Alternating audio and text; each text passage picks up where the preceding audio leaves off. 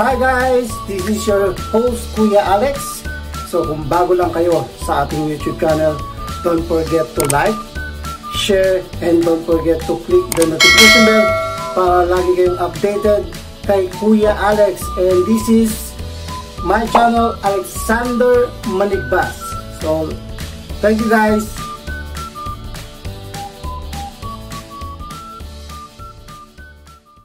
Luluto na ako ng pares. Ito yung gamit ko, kamto. Nilaga ko na, nahiwa ko na rin. Ilaga muna bago iwain. Sasangkotsa ko lang siya. Ito wala na itong gisa-gisa.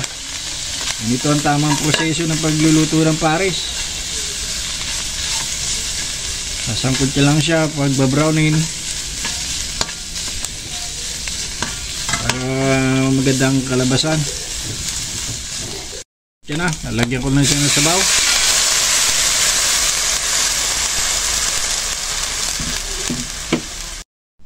Tapos lalagay ko na itong sangkutsa o panutsa.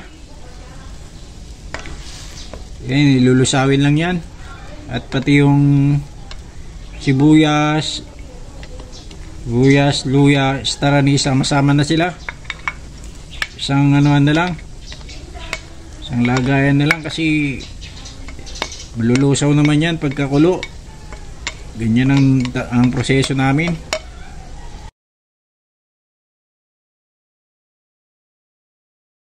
Lumasa yung star anise, meron niya yung star anise, 3 nga lang pala nilagay ko. Lagay ko ng konting MSG. Importante sa lahat yung Chinese ingredients namin, hindi lang gisa yan.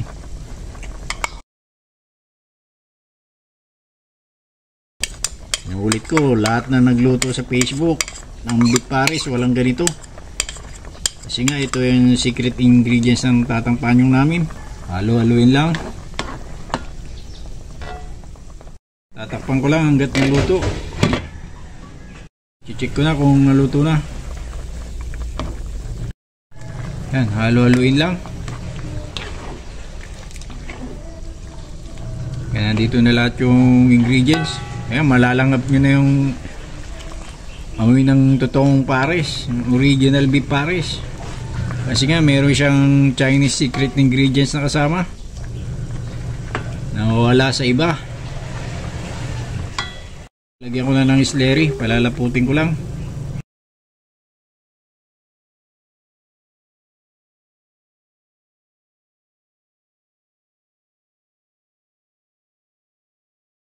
Ito naman ang sabaw niyan, yung pinaglagaan tapos lalagyan lang ng lotong. Ganito ang sabaw ng original beef pares.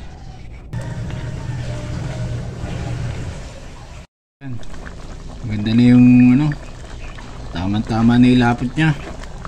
Langap na yung aroma. Totoong beef pares, original beef pares. At titikman ko lang.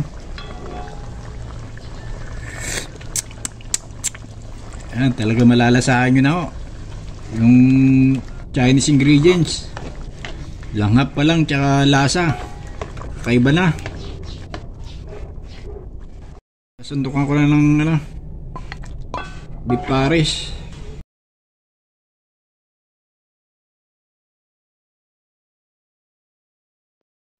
Ito na yung aking original pares.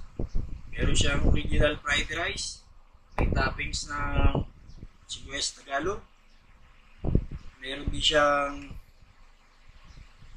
sabaw. Ang sabaw niya, nilagyan ko ng sabaw ng pares, tawag ay lotong.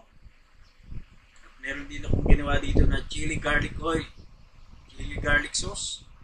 Ito po ang totoong kombinasyon ng pares, original beef pares.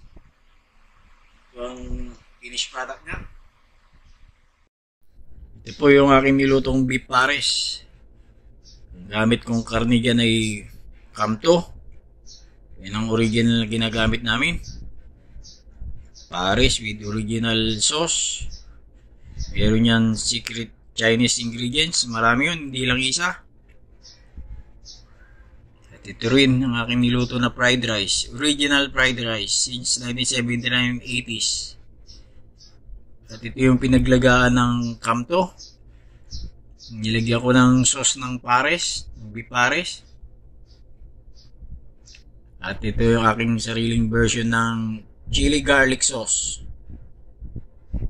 Yan ang totoong kombinasyon ng pares. May beef pares, may fried rice, may soup, chili garlic sauce. Yan ang aking likha. Maraming salamat po, Panginoon. Call me a